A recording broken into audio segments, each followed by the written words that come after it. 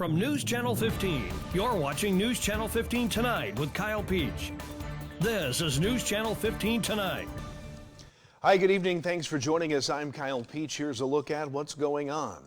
The Wabash County Sheriff's Office made 2 arrests after reports of trespassing at the Peabody coal property. That's the former Amax mine on North 900 Boulevard in Kingsburg. As the Sheriff's Office responded, a 2008 Chevy Tahoe was seen parked inside one of the buildings that was behind the locked gate on the property. The driver, 46-year-old Tara M. Cottrell of Centralia, was taken to the Wabash County Jail charged with meth possession, burglary, possession of burglary tools, theft of between $500 and $10,000, criminal damage to property, and criminal trespass to real property. With 2 others suspected to be in the area, the Sheriff's Office deployed their drone, and Mount Carmel Police K-9 11 was called to the scene. At that time, no one else was found, but later in the day, another community member reported a man walking towards Kingsburg. The Sheriff's Office found that man in Kingsburg. 30-year-old Kyle A. Hull of Odin was taken to the county jail, charged with burglary, possession of burglary tools, theft, criminal damage to property, and criminal trespass. Both individuals were later released due to the Illinois Safety Act. The investigation continues. Another suspect is still being sought. If you have information you would like to report or on any other crime, call the Sheriff's Office at 262-4186 or submit a tip through the Wabash County Sheriff app available in the Android or Apple Store.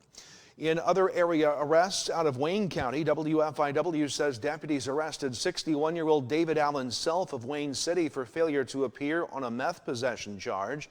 41-year-old Merle Bridges of Flora was arrested for domestic battery. 58-year-old Wayne Davis of Mount Carmel was arrested in Wayne County on a petition to revoke probation on a meth possession charge. 35-year-old Kylie Carlotta Davis of Fairfield was arrested on a petition for revocation of probation for criminal damage to property. 20-year-old Brian A. Bailey Jr. of Fairfield was arrested for failing to appear on an original charge of theft. During that arrest, deputies found Bailey to be in possession of a bag that contained about 4 grams of meth, leading to a new meth possession charge. And 52-year-old Jennifer Hanley of Fairfield was arrested for failing to appear on an original charge of criminal damage to property. From Carmi, WRUL reports Carmi police Tuesday arrested Elizabeth Bebout on a White County warrant for theft under $500. She was released on a notice to appear. Olney police report several arrests. Tuesday, 37-year-old Jesse Benefield of Olney was arrested for meth possession, possession of cannabis in a vehicle, operating an uninsured vehicle, illegal transportation or possession of alcohol, and emerging from the alley, building, or private road or driveway. This after a traffic stop at Chestnut and Lexington. Also Tuesday, 57-year-old Bobby J. Blackford of Claremont was arrested for driving suspended after a stop at Butler and Boone Streets. 37-year-old Nicholas A. Fessel of Madison, Tennessee was arrested for 2 counts of possession of a controlled substance and for a warrant for failure to appear in Richland County after an investigation on Northwest Street. Meanwhile, over the weekend, OPD arrested 26-year-old Jeremy L. Daly of Noble for criminal damage after an investigation on South Avenue. 51-year-old Sherry L. Chastain of Olney was arrested for the delivery, possession with intent to deliver meth, possession of meth, obstructing justice, and criminal fortification of a residence after an incident on West Parker Street. In that same incident, 38-year-old John R. Hare of St. Cloud, Florida was arrested for meth conspiracy, delivery or possession with intent to deliver meth, possession of meth, criminal fortification of a residence, obstructing justice, and aggravated resisting or obstructing a peace officer.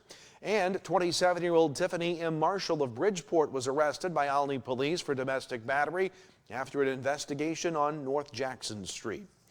A Fairfield man accused of sexually assaulting a child under the age of 13 was found not guilty by a Wayne County jury.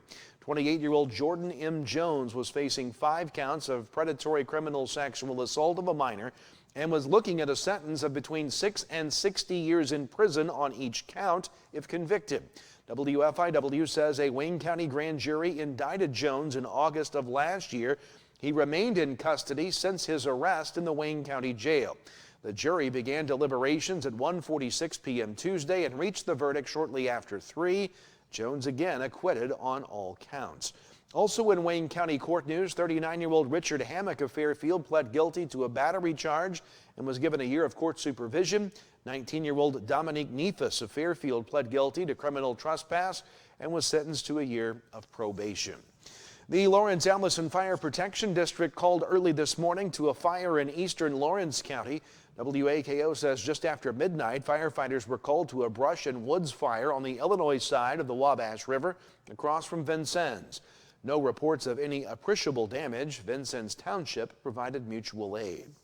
The District 348 School Board met last night in Mount Carmel. WSJD says the board heard about a revision to the school calendar after the school took a day off of school to allow for the girls' basketball team's state final appearance.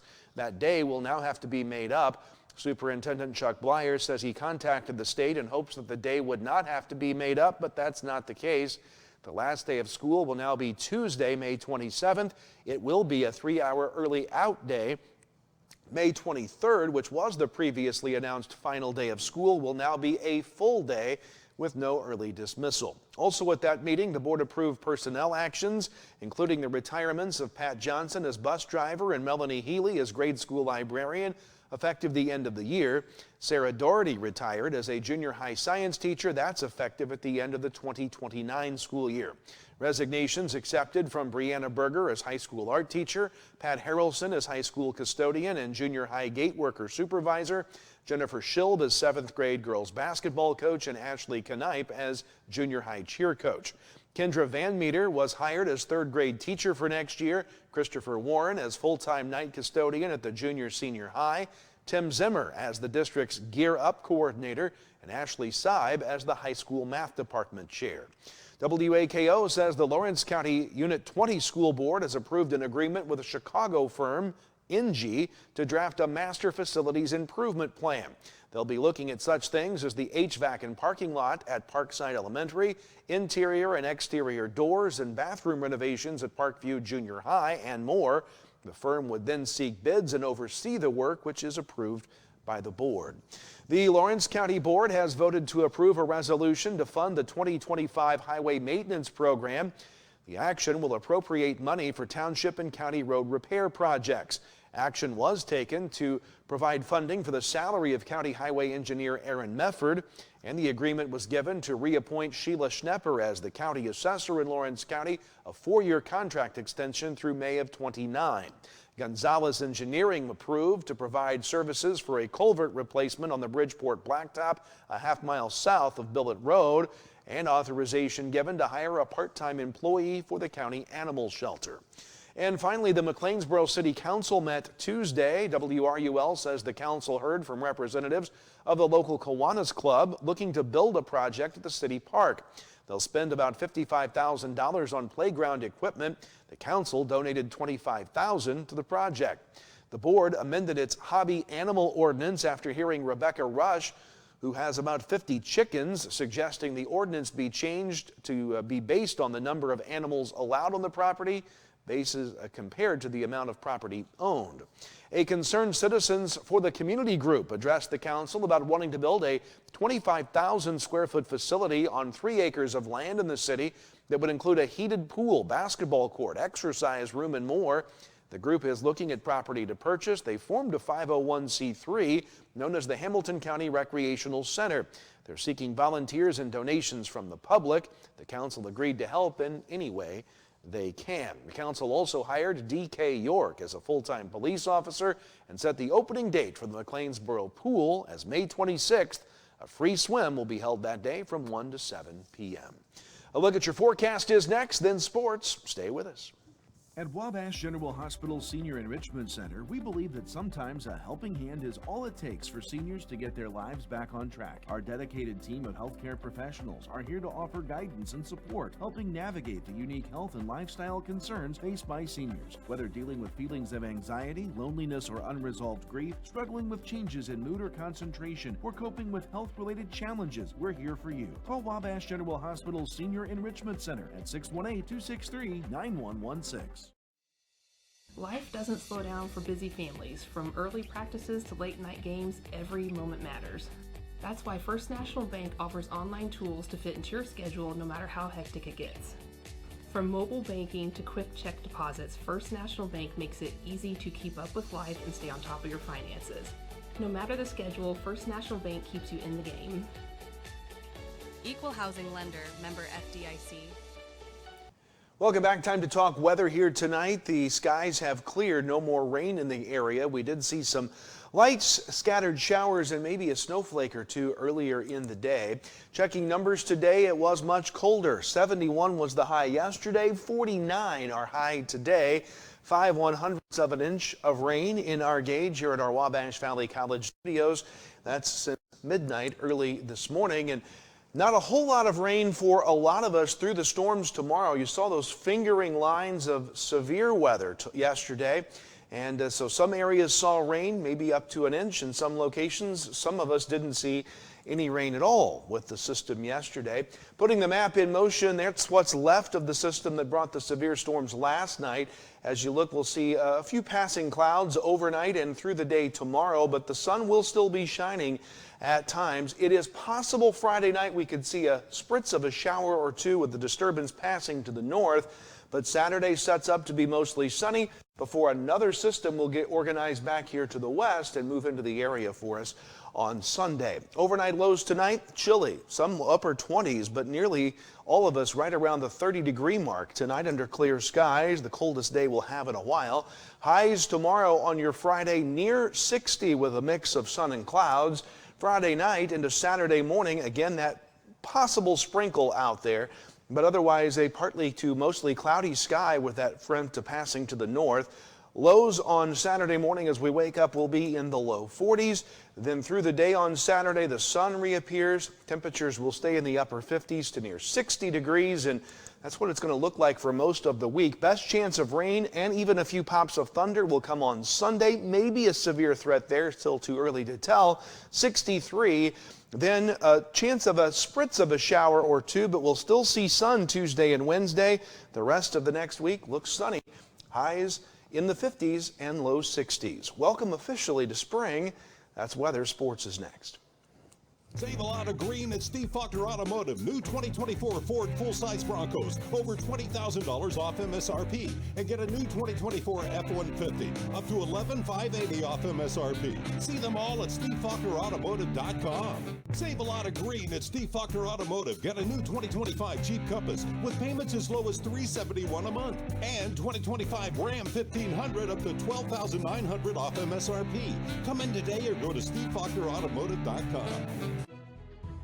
Have your weather radio, have a flashlight with batteries in it, make sure your cell phone's charged, know where you're going to go when bad weather hits. Go to the lowest interior room in your house and wait the storm out. After the storm, if your power's out or if there's any kind of dangerous situation or anything like that, call Mount Carmel Public Utility Company. As you go outside to survey the damage a little bit, just make sure to stay away from down power lines. Welcome back. Time to finish up with sports here tonight. High school baseball action from yesterday before the storms. Edwards County beat OPH 15-0. Hamilton County beat Pope County 11-0. High school softball now. Olney gets a win over Benton 21-9. Mount Vernon beat Hamilton County 16-5. And some high school basketball news. The Lady Indians in Lawrenceville will be looking for a new head coach. The resignation of head coach Carly Dreeman was accepted last night. She steps down after 3 years at the helm of the Lady Indian program. WAKO reports that the Indians finished last year at 12-19. They were 0-7 in Little Illini play. The open position will now be posted by the board. That's going to do it for us tonight. There will not be a newscast here for you tomorrow night. Instead, we'll be honored to present the pep session for the Mount Carmel High School girls basketball team held earlier this week in place of our newscast. That pep session featuring the players and coaches, a net cutting ceremony, and trophy presentation to the school. We'll have that for you here tomorrow night. Breaking news and weather as it happens. Our next newscast will be on Monday night. Enjoy the long weekend. Kyle Peach from all of us at News Channel 15. Thanks for watching and have a great night. News Channel 15, winner of the Intercollegiate Broadcasting System Award for the nation's best community college TV station.